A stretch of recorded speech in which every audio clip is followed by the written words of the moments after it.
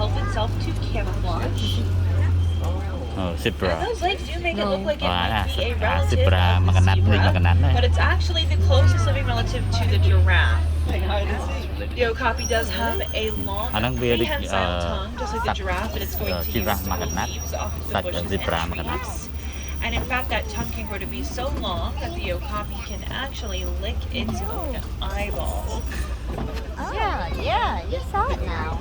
Now, they were thought to be a myth by the Western world until they were first discovered in 1901 by Westerners. However, here in Africa, we've known about the okapi for a really long time. They're just really good at hiding.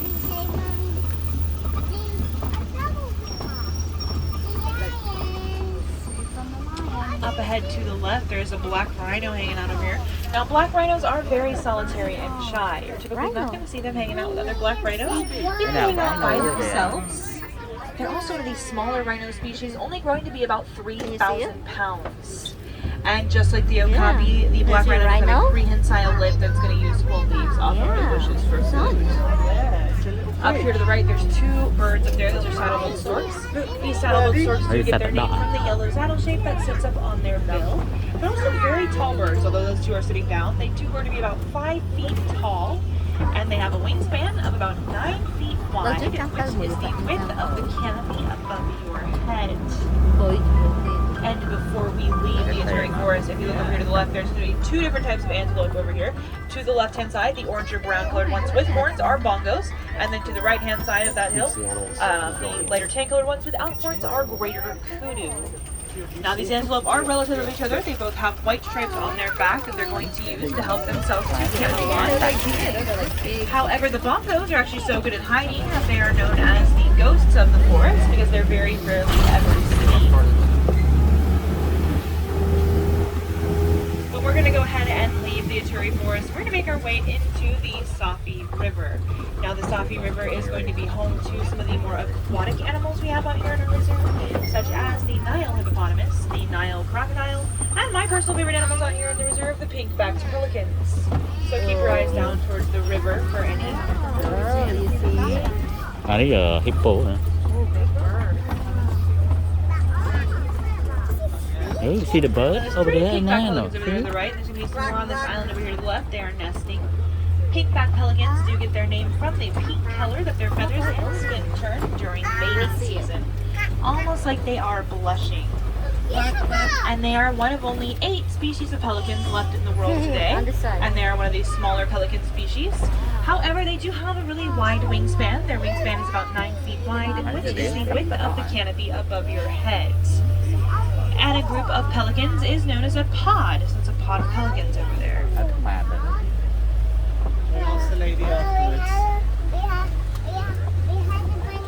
Now, if you look closely, if you're on the left-hand side, it's going to be a lot easier to see. There is a Nile hippopotamus floating down the river over there. Now, Nile hippopotamus do grow to be about 5,500 pounds. And they're pretty hard to see because they do spend the majority of their day all the way underneath the water to help keep themselves cool. They actually don't swim or float. They're going to sink to the bottom and just walk along the river floor. And they have the ability to hold their breath for up to 8 minutes, so a really long time. Now down here to the left, these Nile crocodiles are a lot easier to see. They are very large, the largest of all the crocodilian species. They actually grow to be about as long as a giraffe is tall, but 16 feet long. And they only have to eat a full meal about once a week, but they can actually go up to a month without eating. And that is because when they eat around half of their body weight. So they weigh around 500 pounds. They're going to eat roughly around 250 pounds worth of food with each meal. Mà tổng con này cái đá thả giá này.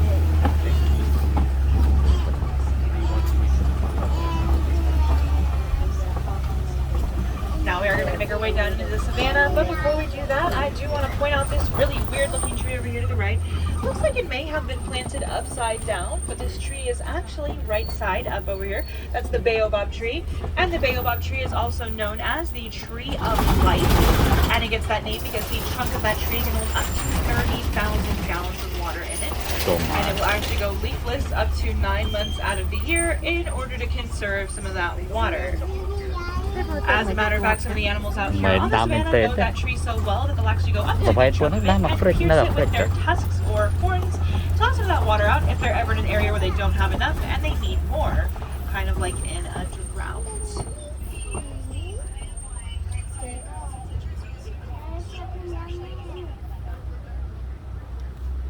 But speaking of the savannah, we are now slowly making our way down into the savannah, and this is where we're going to spend the majority of the rest of our time out here today. What did you see? Sesame tree. บนนั่นก็เปิดเปิดนั่นไหน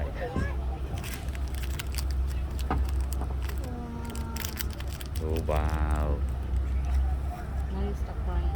And you can see them over there to the right.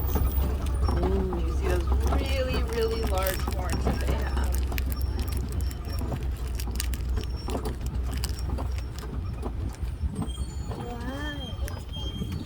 อันนู้นนี่ใส่สเปาเนี่ย Ankole cattle are also a symbol of wealth among the Watusi tribe. So the more Ankole cattle that you own, the wealthier that you are. ตอนนี้นี่โกไกรเยอะ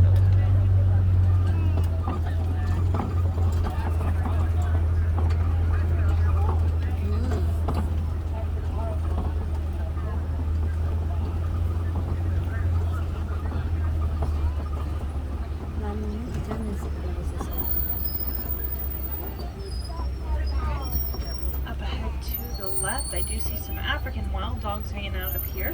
Now, African wild dogs are also known as painted dogs, and they get that name from the way their coats look like they've been painted on. And each coat is going to be unique to each dog. No two painted dogs are going to have the exact same coats. Now, they are, of course, nothing like the dogs you have at home. First of all, they only have 4 toes. Your dogs have 5. But they are also Africa's most successful hunters because they hunt in packs. They catch their prey about 80 to 90% of the time. So they do have a huge success rate. ตัดการ Back here in the back left corner, there's some sable antelopes hanging out back here. Now these sable antelopes do have really long horns that grow kind of backwards that they're going to use to help defend themselves against any predators that might try and attack them from behind. Also scattered throughout here, these grayish colored creatures are wildebeest. Now wildebeest do travel in some of the largest herds in the world. They're going to travel in herds of up to 1.5 million. And those herds are in fact so large that they can be seen from space. So a group of wildebeest is known as an implausibility or a confusion. Wildebeest also participate in something known as the Great Migration every year, where they're going to migrate anywhere between 500 to 1,000 miles at a time in search for food and water. And since they are always on the move, when they give birth, their babies have to be ready to be up on the move as well. So wildebeest babies are up and running only 15 minutes after birth.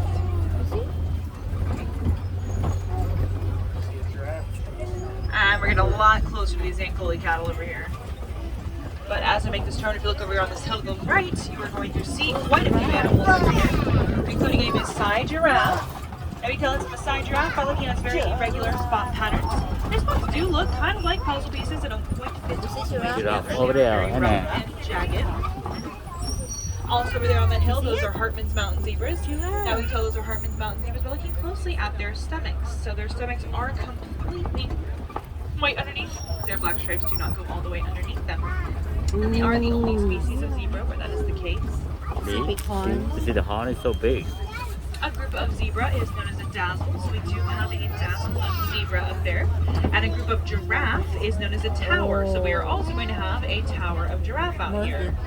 Now that's a very fitting name because they are, of course, the tallest land mammals in the world, reaching heights anywhere between 16 to 20 feet tall.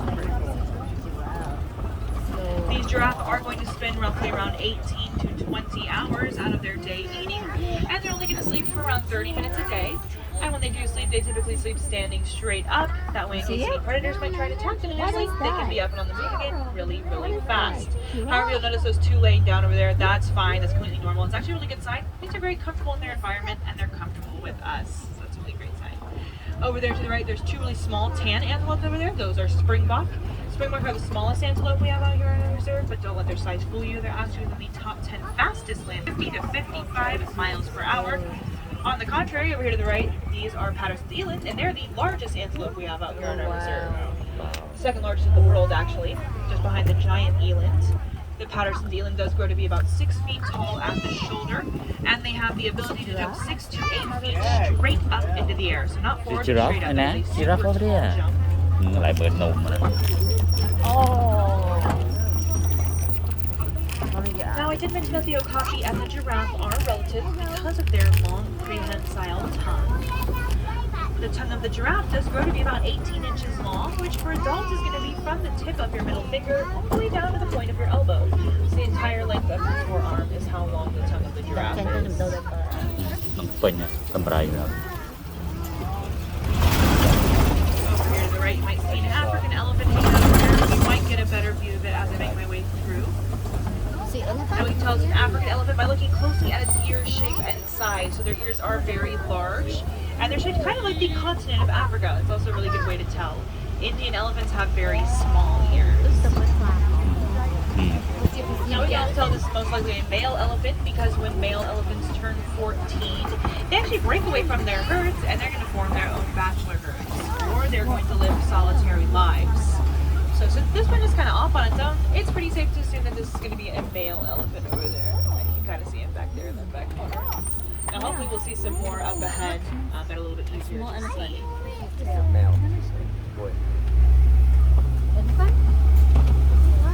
We actually do quite a bit of research on all of the animals we have out here on our reserve just by simply observing their day-to-day behaviors. And something that we've learned about elephants is that they are actually afraid of bees. Now that's really important because here in Africa, due to habitat loss, a lot of elephants have been getting closer and closer into farmers' land. They've been stomping on crops, things like that, which has caused a lot of conflict between the farmers and the elephants. However, since we've discovered that they are afraid of bees, we've actually been able to build beehive fences for these farmers to put up around their crops that's going to keep the elephants away, but also give the farmers an added income of selling the honey from the bees.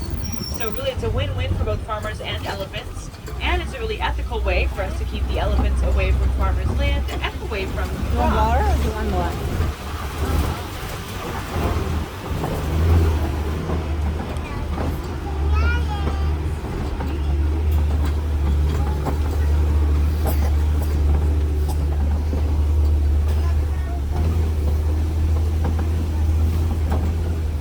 Are going to live in matriarchal herds, meaning that the women are going to be in charge, and the women are actually going to band together to help all raise the children.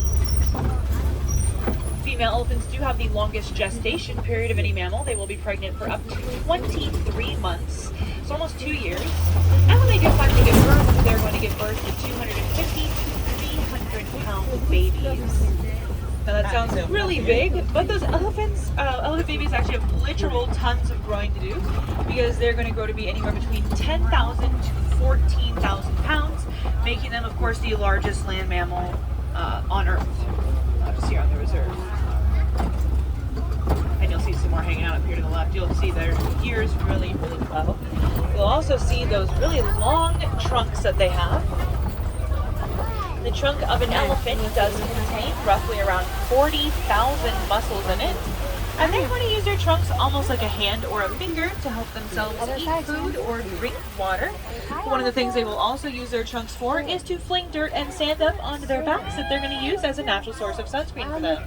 So just like us, they do have very sensitive skin. They will burn super easily, so they'll fling that dirt and sand up there to help protect their skin from the sun.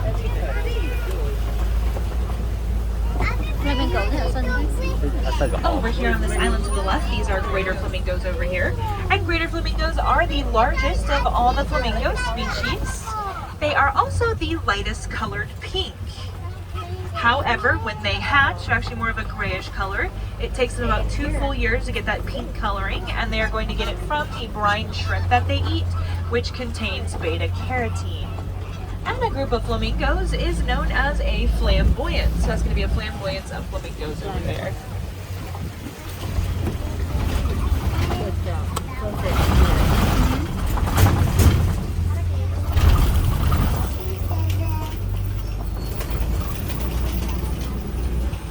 Now if you look over here to the left, you will see a mud pit, and then directly behind the mud pit, you'll see some white rhinos laying down back there. Now, white rhinos are a bit bigger than the black rhinos that we saw earlier. They're going to grow to be about 5,000 pounds, whereas black rhinos only grow to be about 3,000 pounds. They're also a lot more social. You'll see they hang out in groups. And a group of white rhinos is known as a crash. Down there to the right, those are ostriches hanging out back there. Now, ostrich are the largest birds in the world, growing to be about 9 feet tall. Hopefully, we might get a chance to see them again. So I'll hopefully talk about them a little bit later on. Now, these white rhinos are going to hang out by this mud pit because just like elephants, they also have extremely sensitive skin. So they'll roll around in the mud to help protect their skin from the sun. Now, you also might notice that they are not actually white. They are more of a grayish color.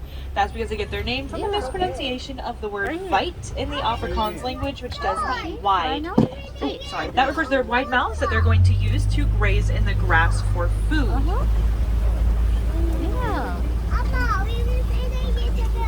Over here to the left, there are 2 cheetahs hanging on this hill up here. Now, cheetahs are the fastest land mammals in the world. They're going to reach speeds of about 60 miles per hour, and they can hit that speed in about 3 seconds. So super, super fast. Do make sure we're keeping our children fully seated, friends, on our laps. Can you see the cheetah? Sit down. However, they actually can't hold that speed for very long, so cheetahs are easily chased off by other predators. Now, luckily, they have learned to adapt for this, so cheetahs are going to be the only diurnal big cats, meaning that they're going to be awake during the day and they're going to sleep at night. So they're just like us. Other big cats like lions are nocturnal. They're going to do all of their hunting at night and they're going to rest during the day. Cheetahs are also the only big cats that do not have retractable claws, which means their claws are always out, and that's going to help them build some traction and speed as they run.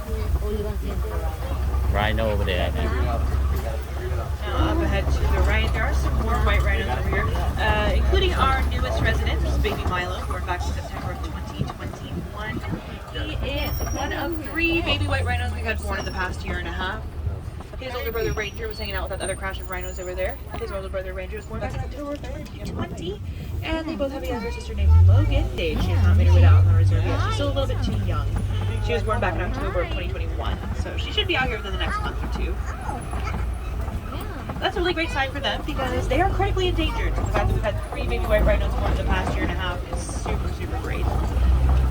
Up here to the left, these are lions up here, and lions are nocturnal, so they spend about 16 to 20 hours out of their day resting, and they're only going to be up for around 4 to 8 hours at night. A lion's eyesight is going to get about 5 times better at night. Make sure we're staying fully seated, friends. Fully seated. Fully seated. If she sees you, you're not allowed to stand. And their roar can be heard from up to 5 miles away, so it is super, super loud. And a group of lions known as a pride. Within the pride, the females are going to be the ones that do all of the hunting while the males stay back and take care of the cubs. Now, if you look closely behind that fallen log over there, you might see some tufts of hair, or like a tusk or 2. Those belong to warthogs. Now, the warthogs are very closely related to the domestic pig, and they're also one of the largest burrowing animals. Now, they'll actually back into their burrows, leaving their heads out as a sign of aggression towards other animals. That's going to allow them to defend themselves with their razor-sharp tusks, but also run out of their burrows at speeds of about 35 miles per hour, so they're very fast. If you look closely at the very back there, you'll see those ostrich again. Now, although they have wings, they actually cannot fly. They instead use their wings to help themselves turn right or left as they run, and they can run up to 40 miles per hour, so they're very fast. Closest to us, those are ostrich eggs over there. Now, since the ostrich is the largest bird in the world, they're naturally going to lay the largest eggs in the world. Their eggs are the equivalent of 2 dozen chicken eggs, and they're in fact so strong that we as humans could actually stand on top of one and it would not break. So a lot of people get concerned that ostriches don't really hang out with their eggs. It's because they really don't have to. Their eggs pretty much take care of themselves.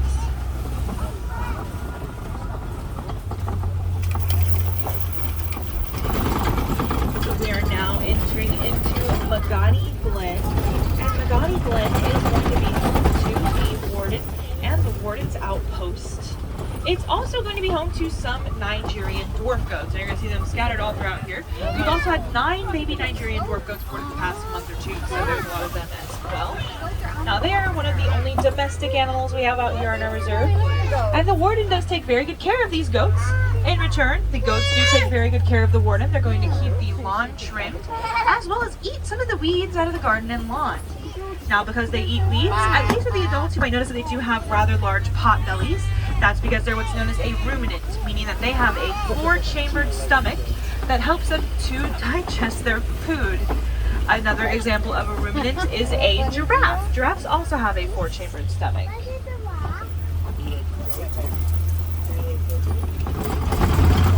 But unfortunately, the Nigerian dwarf goats do mean that our safari is coming to an end. And unfortunately, a lot of the animals that we did see out here today on the reserve are endangered.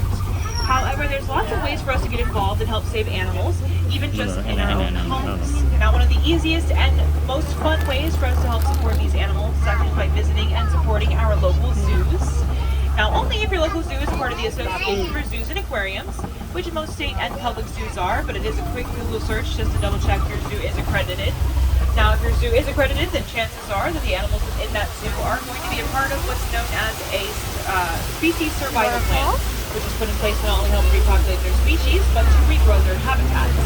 So as you're buying tickets and making donations at your local zoos, you're actually helping to support thousands of animals all over the world. And actually, just by being here at Animal Kingdom today, you are helping out because we here at Animal Kingdom are a part of the Association for Zoos and Aquariums. And a lot of the animals that you saw here on the reserve are part of that species survival plan, including the white rhinos. Like I said, we've had 3 baby white rhinos born in the past year and a half. That is a super great sign for these species. Now we are going to